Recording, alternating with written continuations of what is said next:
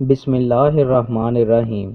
رسول اللہ صلی اللہ علیہ وآلہ وسلم نے ارشاد فرمایا، اللہ تعالیٰ تین قسم کے لوگوں کو قیامت کے دن نظر رحمت سے نہیں دیکھے گا: والدین کا نافرمان، عادی شرابی اور احسان جتلانے والا۔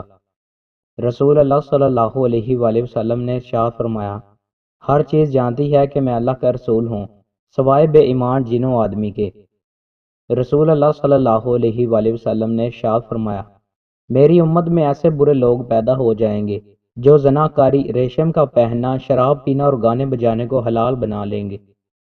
رسول اللہ صلی اللہ علیہ وآلہ وسلم نے ارشاد فرمایا، اللہ نے تم پر ماں کی نافرمانی حرام قرار دی ہے اور والدین کے حقوق نہ دینا اور ناحق ان سے مطالبات کرنا بھی حرام قرار دیا ہے۔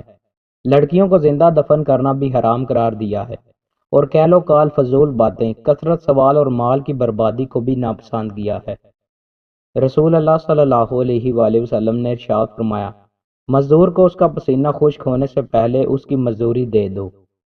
رسول اللہ صلی اللہ علیہ وآلہ وسلم نے ارشاد فرمایا، قسم اس ذات کی جس کے ہاتھ میں میری جان ہے، البتہ مومن کا ناحق قتل اللہ تعالیٰ کے ہاں ساری دنیا کی تباہی سے زیادہ ہولناک ہے۔ رسول اللہ صلی اللہ علیہ وآلہ وسلم نے ارشاد فرمایا، کھانا کھا کر شکر کرنے والے کی مثال روزہ رکھنے اور صبر کرنے والے جیسی ہے۔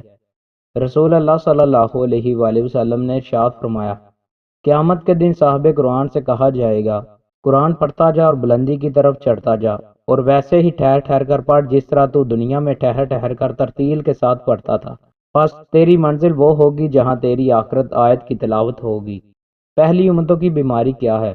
رسول اللہ صلی اللہ علیہ وآلہ وسلم نے ارشاد فرمایا، عن قریب میری امت کو پہلی امتوں کی بیماری لگ جائے گی۔ تو صحابہ کرام نے سوال کیا، ہے اللہ کے رسول، پہلی امتوں کی بیماری سے کیا مراد ہے؟ تو آپ صلی اللہ علیہ وآلہ وسلم نے فرمایا، ناشکری، سرکشی، زیادہ سے زیادہ مال و دولت جمع کرنے کی کوشش، دنیا کے اصول کے لیے ایک دوسرے سے آگے بڑھنے کی سعی، ایک دوسرے سے بغض اور حسد، یہاں تک کہ نوبت ظلم تک پہنچ جائے گی۔ دوستوں، مزید اچھی ویڈیوز کے لیے ہمارے چینل کو سبسکرائب لازمی کریں۔ بہت شکریہ۔